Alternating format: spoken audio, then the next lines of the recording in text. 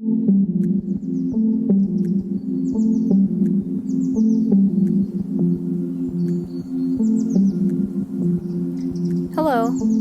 and welcome back to Green Living Podcast.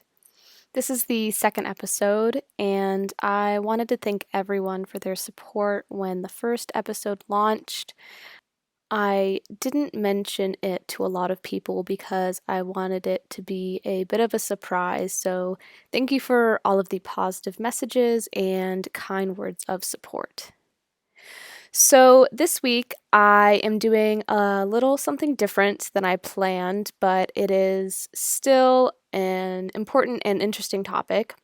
First off, I want to start this episode with a question, and that is, what do you want to hear and learn more about on this podcast? So, this can be in the realm of zero waste living, sustainability, or minimalism. Please tweet me or DM me on Instagram or whatever platform you have me on to get in contact with me. And I want to know what you want to learn about. I am at greenlivingpod across all platforms. So that is GREENLIVINGPOD. And I want to know because I have a lot of topics and episodes planned out already, but I want to know what individuals are interested in so I can tailor some episodes to people's interests. I will still be doing all of the podcasts about the ideas I've already had. I just want to know what you are all curious about learning as well, and I hope there are some topics that I haven't thought about, so it can be a learning experience for me as well.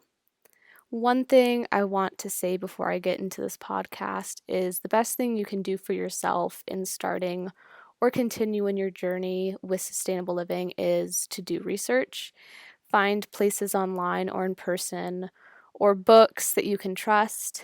I will share where I get my research from and periodically recommend places to research that I trust, but make sure that you trust your sources. Anywho, let's get into today's topic. So, I'm already breaking the plan that I had for the first series or first few episodes of this podcast. My plan was to make a base series or basic series. So, what that would look like is taking basic things we know about sustainability or what we think we know about sustainability and breaking it down even more. I will still be doing that, but this week something more pressing came up that I want to talk about, and that is Shark Week. I understand that this might be a random topic to some, but Shark Week was last week. For me, it might have been a few weeks ago, depending on when this podcast airs. And if you know me at all, then you know Shark Week is probably my favorite week of the whole year. I really love Shark Week. I find sharks so interesting, and I think they are misunderstood and misrepresented in the media a lot. And that that is not to say that if I found myself in the ocean with one, I wouldn't freak out and be scared. They are quite frightening, and our natural response is to get scared or try to get away. And they are the apex predators in the ocean, and that is obviously not our natural environment. So, I want to chat about what Shark Week is, some facts about sharks, and how we can help them. For anyone who doesn't know what Shark Week is, a quick synopsis is it is a week where Discovery Channel in the United States airs different shows all about sharks. These shows are about diving with sharks, shark migration, shark eating habits, etc.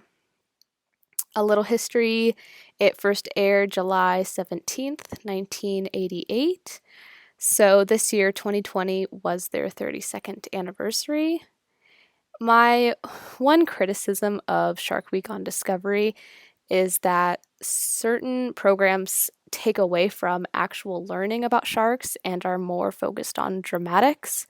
Otherwise, I think it's great that 1 week is dedicated to sharks and bringing people's attention to the ocean. And I'm just putting this out there into the universe, but I would love to be on Shark Week and talk about human effects on sharks. So that's my own little personal plug there.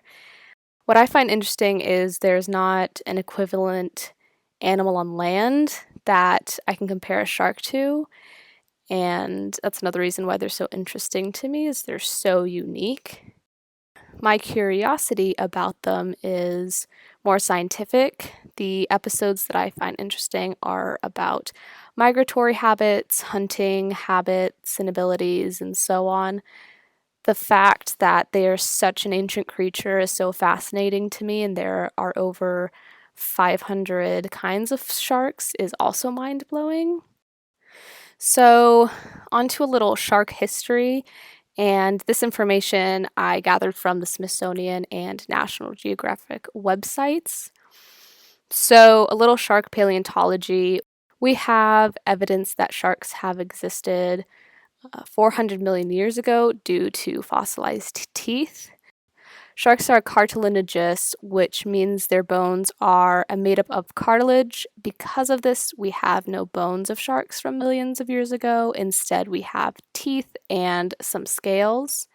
What is so interesting is that they're still around today. The Cretaceous into the Paleogene, I may not be pronouncing that correctly, but the Cretaceous into the Paleogene extinction period happened about 65 million years ago.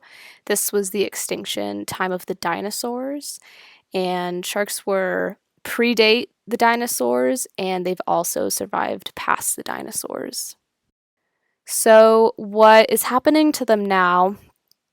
And I am no expert in any way, but I will present what I found to the best of my abilities. Between 63 and 273 million sharks are killed each year. This is from commercial and recreational fishing. Some of these sharks are caught by accident or something called bycatch, when a fisherman is fishing for something different and a shark gets tangled in their nets. Shark fins are considered a delicacy in Asia and are used to make shark fin soup. Now, while researching human impacts on sharks, the act of finning kept on popping up, and it seems to be quite a buzzword.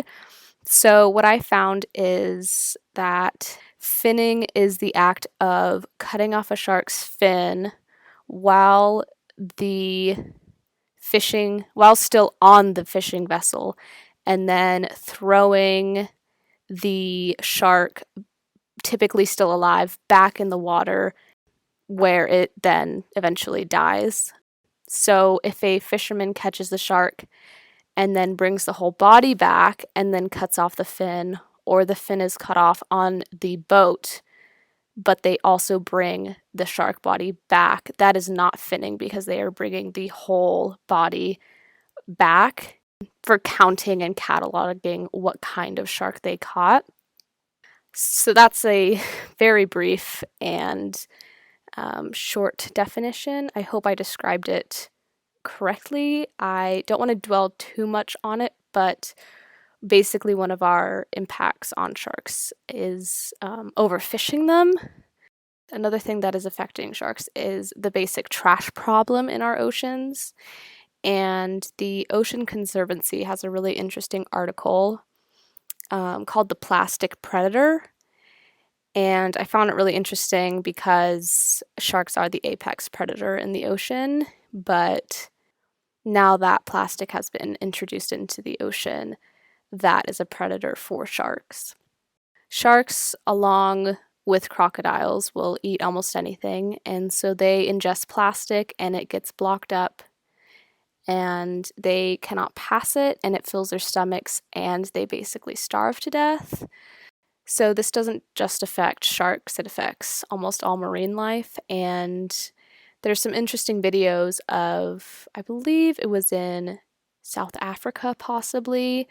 Some researchers were following a specific type of bird and they were finding them dead along the beach. And so they would take them back to the lab. And when they cut open their stomach, they found nothing but plastic and trash. And what had happened is these birds had consumed so much plastic and trash that they their body could not process it and pass it, and they just starved to death. And they found about a pound or two per bird of just pure trash in their stomachs.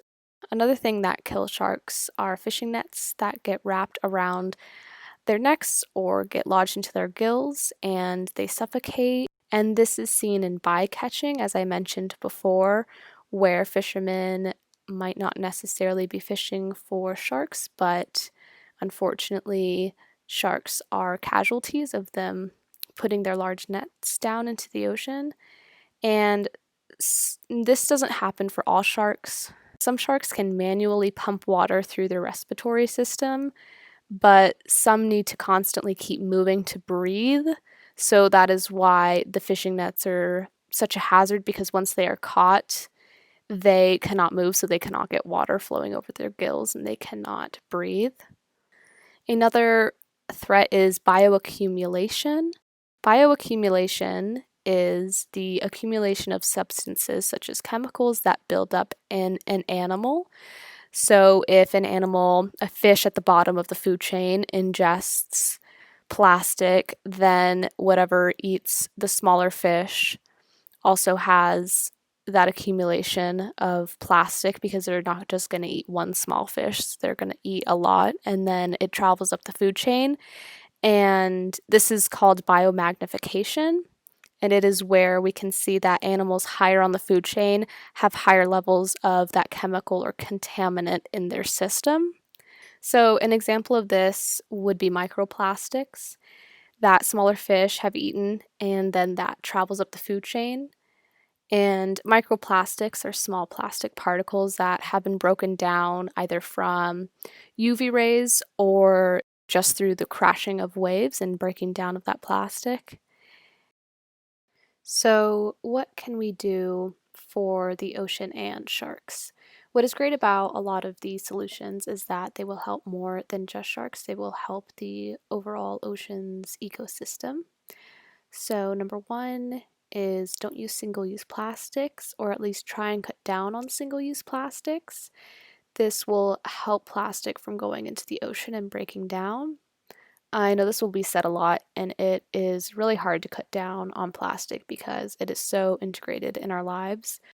Like I said last week, being aware of how much is coming into our lives is a great indicator of our consumption of single use plastics, and it gives us a chance to review and see what can be removed from our lives or habits that can be removed from our lives, and or research alternatives instead of single-use plastics. And the second recommendation that I have is to make a plan for the future to sign up for a beach cleanup day. And I know ICC, which is the International Coast Cleanup, which is run by the Ocean Conservancy, they actually launched an app called Clean Swell. And you input the trash that you pick up from either a whole day of cleaning or just a couple hours of trash pickup at the beach. So it monitors time spent cleaning up, miles covered, pounds of trash cleaned up, and it itemizes what you've picked up and keeps a tally, and that information goes back to the Ocean Conservancy so they're able to keep track of that. And they also have information online and checklists if you want to set up your own clean beach day. And another organization that does a beach cleanup day is Solve in Oregon. I do not know different states' ocean cleanup organizations if they have any. I just know locally Solve in Oregon is a great one. And there's a lot of information online if you do not live in the US as well to clean up the oceans. My third tip is to try and use less water. This will help reduce excess runoff and wastewater flowing into the ocean. And the fourth tip, which ties into using less water as well, is to be aware of ingredients in your shampoo, conditioner, soaps, etc. Anything that you wash down the sink and will end up in waterways. So just be aware of the product and ingredients when next purchasing items that will eventually go down the drain. The fifth tip is, if possible for you, purchase sustainably caught fish.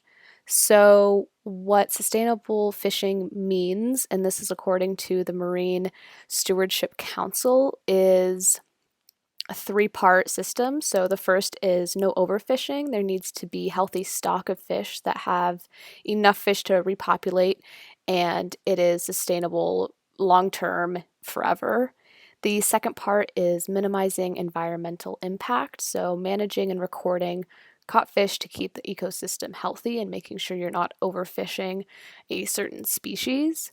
The third is effective management, so management that follows current laws and regulations and is able to adapt to new laws and regulations that are put in place.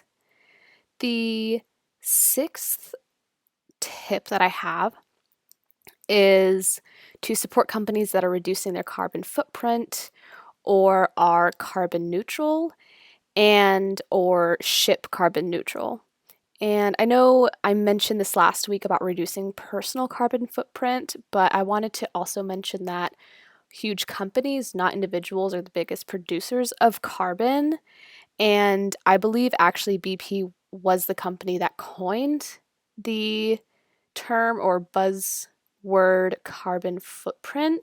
And they are blaming the individual instead of not themselves. And they're in the top 5 companies that produce the most carbon in the world. So, why are carbon emissions bad for the environment? In a nutshell, as we continue to burn fossil fuels, carbon dioxide is produced. And when carbon dioxide enters the ocean, it creates carbonic acid. This raises the acidity level of the water, which in turn affects the animals and plants that live there. So, for example, as the acidity rises, coral reefs erode at a much faster rate than they can regrow. And I will link an interesting article that the Natural Resources Defense Council wrote about ocean acidification and how it is affecting marine life. My seventh and last tip is a personal recommendation to check out Dr. Sylvia Earle. She is a absolute legend. She is an oceanographer, a National Geographic Explorer in Residence, author, and she also has a documentary about her on Netflix called Mission Blue. And she's a great TED Talk that I recommend watching and an interview with the World Economic Forum, and I will have those links also in the show notes. But she is such a pioneer in her profession, especially for women, and I think she really just understands what needs to happen for the ocean. So my challenge for this week is to look at ingredients in makeup products and keep in mind for the future when buying jewelry, such as knickknacks at vacation spots, and research if they are derived from the ocean, and if they are, is it in a sustainable way? So, an example for makeup products is squalene. It is a natural organic compound that is derived primarily from shark liver oil. It is used to help with red skin as a natural anti-inflammatory and moisturizer. Humans produce squalene naturally in our liver, but our levels decrease as we age, starting at around 30. So, squalene is an added moisturizer in some serums and creams. One company that makes their own synthetic squalene is Biossance. And no, I'm not sponsored by Biossance, but I wouldn't mind. I have had my eye on a lot of their products for a while. And in their products, they use squalene, but they derive it from a renewable sugar cane in their labs. And there's more information on their website that I will link in the show notes. So if there is an ingredient in a makeup product that is derived from the ocean, maybe look into that company and see if it is sourced ethically. So I wanted to focus on squalene, but there are a lot of other ingredients that are derived from the ocean, so just make sure to do some research to see if it is ethically and sustainably derived from the ocean. So the last tip about jewelry is if you happen across jewelry that is made out of coral or like sea turtle shells, question the supplier or seller about where they acquired these materials. Most of these are byproducts, I guess, of the unsustainable fishing industry, and most knickknacks found in tourist stores are probably not ethically sourced as well. So make sure that when you do see them, double check to see if that they are ethically sourced and or sustainably sourced. So on that note, I'm going to end the podcast, and you can find me on Twitter, Instagram, and Pinterest at greenlivingpod. That's GRENLIVINGPOD. And please leave a review if you have enjoyed this podcast and or episode, and I would really appreciate it. And thank you for listening.